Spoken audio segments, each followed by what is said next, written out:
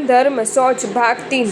कलिकाल सर्वज्ञ कहते हैं कि सत्या ही मनस शुद्धो संत्य संतोपि सद्गुणा संतोप्य सत्याम नो संति सेव कार्य बुद्धेस्तत योग शास्त्र। अगर मन में शुद्धि सच्ची हो तो स्वाध्याय ध्यान गुरु सेवा तप जप वगैरह गुण न हो तो भी परमार्थ से वे गुण है।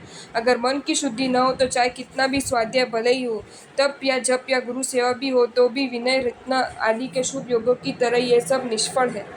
और वे ये भी कहते हैं कि मन शुद्धि बिभ्राणा ये तपस्यन्ति मुक्तये त्यक्त्वा नावम भुजाभ्याम ते तितिर्षन्ति महार्णवम योग शास्त्र। मन शुद्धि नहीं पाए हुए अगर मोक्ष के लिए तप करते हैं, वे नौका को छोड़ देना भुजाओं से बड़े समुद्र को तैरने की इच्छा वाले हैं, ऐसा समझना। महोपाध्याय जी कहते हैं कि उचित आचरणम शुभ मिच्छताम प्रथमतो मनस खलु शोधनम गदवत्ताम कृते मल शोधने कमुपयोग मुपैति रसायनम। शुभ उचित आचार की इच्छा वाले पहले मन की शुद्धि करें, क्योंकि जब तक रोगी मल शुद्धि नहीं करता तब तक कोई भी अच्छी से अच्छी दवा भी क्या लाभ कर सकती है।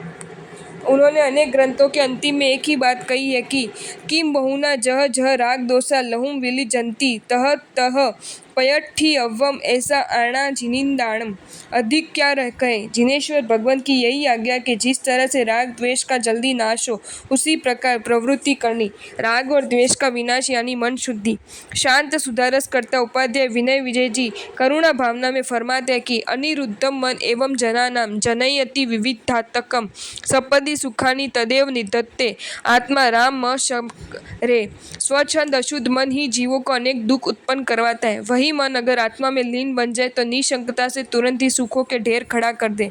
14 पूर्वोत्तर भगवान भद्रभामु स्वामी जी कहते हैं कि परम रहस्य मिस्सीनम सम्मत गणि पीड़ग झरी आसारणम पर पारिणामियम पमाणम निश्चय व वलंबमाणाणम।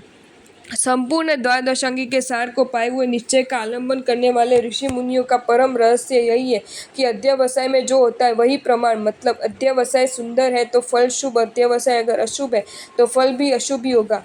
पिंड निरुक्ति में उन्होंने लिखा है कि जा जय मानस भव्य विराहणा सुत्त विहिस्स मग्गस सा होई निज्जर फला अजत्थ विसोहि जुत्तस।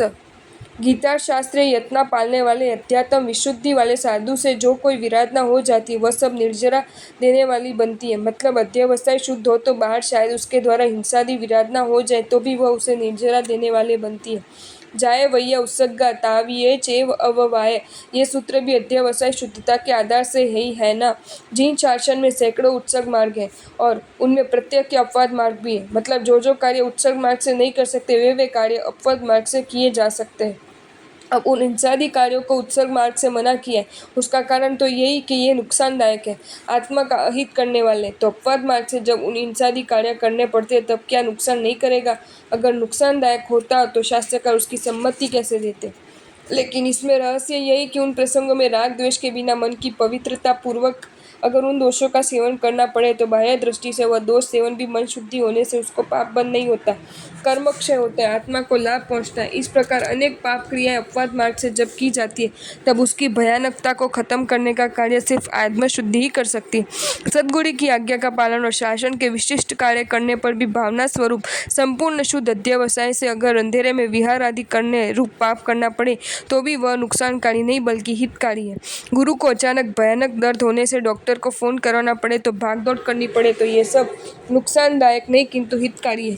मुझे ज्यादा जीवन जीना है, लंबी उम्र तक और शुद्ध पालन पूर्वक, ऐसा तब एकमात्र उद्देश्य कोई साधु चिकित्सा वगैरह दोष सेवे तो वो हितकारी ही है। नींद लेना पाप होने पर भी पूरे दिन तक शरीर विशिष्ट आराधना कर सके, इसलिए रात्रि में जितनी जरूरत हो उतनी नींद लेने वाले साधु को निद्रा नुकसान करता नहीं है। मन शुद्धि सुवर्ण रस है, पाप क्रिया तांबा है। अगर पाप क्रिया में मन की शुद्धि मिली हुई हो तो वह तांबा सोना बन जाता है, लाभदायक बन जाता है। अध्यात्म सार के ये वचन अशुद्धापि शुद्धाया क्रिया हेतु सदा स्यात् ताम्रम रसानुवेदेन स्वर्णत्वमधिगच्छति। अशुद्ध क्रिया भी अगर उसमें अशुद्ध आशय मिला हो तो शुद्ध क्रिया का कारण बनती है। सुवर्ण रस के अनुवेद से तांबा सुवर्ण बनता है। उसी प्रकार से जे आस्वा ते परिसवा, जे परिसवा ते आस्वा। आचार्य का ये सूत्र भी मन शुद्धि की महानता बता रहा है कि जो पाप बंध के साधन है वही पापक्षय के साधन भी है। जिसके मन के भाव वास्तव में सच्चे, अच्छे और निर्मल है, उसको पाप के साधन कर्मक्षय के साधन बन जाते हैं। और जिसके मन के भाव खराब है, दुष्ट है, उनको कर्मक्षय के साधन भी पाप बंध के साधन बनकर रह जाते हैं। इस प्रकार आश्रव को संवर या संवर को आश्रव बनाने की अद्भुत ताकत इस मन में है। विनय रत्न उदयी राजा को मारने के मलिन विचार वाला 12 वर्ष तक दीक्षा में रहा, उत्कृष्ट विनय से रहा, लेकिन ये सब शुभ क्रिया उसके लिए भयंकर पापों का कारण बनी। अभव्य स्वर्गीय सुख सुविधा रूप मलिन इच्छा से उत्तमोत्तम चारित्र पालते, लेकिन ये सब 1 या 2 सद्गति देने के बाद दुर्गतियों की परंपरा को बढ़ाने का कारण बनती है। साधुओं को ज्यादा से ज्यादा विगया वपरा करके उनको चरित्र से भ्रष्ट करूं, ऐसे मलिनतम विचारों से उत्साहपूर्वक सुपुत्रादन करने वाले गृहस्थ क्या पाप का बंध नहीं करते? रूपवती धार्मिक कन्या को फांसने के लिए मैं उत्तम द्रव्यों से अष्टप्रकारी पूजा रूप धर्म करूं, इस एक अतिशय मलिन आशय वाले की अष्टप्रकारी पूजा पाप बंधवाने वाली नहीं? धन हड़प करने की इच्छा से मंदिर जी की व्यवस्था करने वाले श्रावक को क्या पाप कर्म नहीं बंधेगा? ऐसे सैकड़ों दृष्टांत मिल सकते हैं जिसमें क्रिया खराब है लेकिन भाव अच्छे और उसका फल भी सुंदर, और ऐसे भी सैकड़ों दृष्टांत मिल जाएंगे जिसमें क्रिया सुंदर लेकिन भाव खराब और उसका फल भी खराब। ऐसे अनेक उदाहरणों से एक बात निश्चित है कि मन शुद्धि और मन अशुद्धि ये अत्यंत महत्वपूर्ण है। इस गाथा के पूर्वार्ध में जो बात कही है कि 7वीं नरक या मोक्ष, उन दोनों के दरवाजे पर लगे हुए ताले खोलने की एकमात्र चाबी मन है। ये मन ही ताला खोल के 7वीं नरक देता है, तो ताला खोलकर मोक्ष में प्रवेश पाता है। तो अब मन शुद्धि करने के लिए क्या करना? उन्मार्ग में भाग दौड़ करने के स्वभाव वाले इस मन शुद्धि को ही सर्वस्व मानकर इनके ही गीतगान करने लगे। वे अब ऐसा ही कहेंगे कि बाह्य क्रिया कैसी भी चल रही, लेकिन उसकी चिंता नहीं, हमें मन शुद्धि रखनी चाहिए।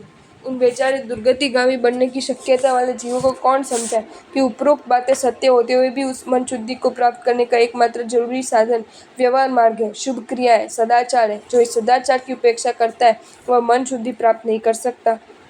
रास्ते में पत्थर से ठोकर लगी, पत्थर उखड़ गया और नीचे से घड़े में खजाना मिला। इस बात को जानकर अगर लोग रास्ते पर रहे हुए पत्थरों को अपने पैर से ठोकर लगाते तो क्या होगा? खजाना तो करोड़ में किसी एक भाग्यशाली को मिलता होगा, बाकी सबके पैरों में खून की धारा प्रकट होगी। प्रचंड पुण्य पर श्रद्धा वाले श्रेष्ठी ने राजसभा में सिंहासन पर बैठे हुए राजा के दोनों पैरों को पकड़कर खींचते हुए सभा के बीच में ले गए। सारी सभा उसी समय सिंहासन के पीछे वाली दीवार टूटकर सिंहासन पर गिरी। सिंहासन का कचूमर निकल गया। राजा ने सेठ को जीवनदाता मानकर बहुत बड़ा इनाम दिया, लेकिन ऐसा देखकर दूसरे लोग भी राजा को खींचने की हिम्मत करें तो मृत्यु के अलावा दूसरा कोई इनाम नहीं मिलेगा।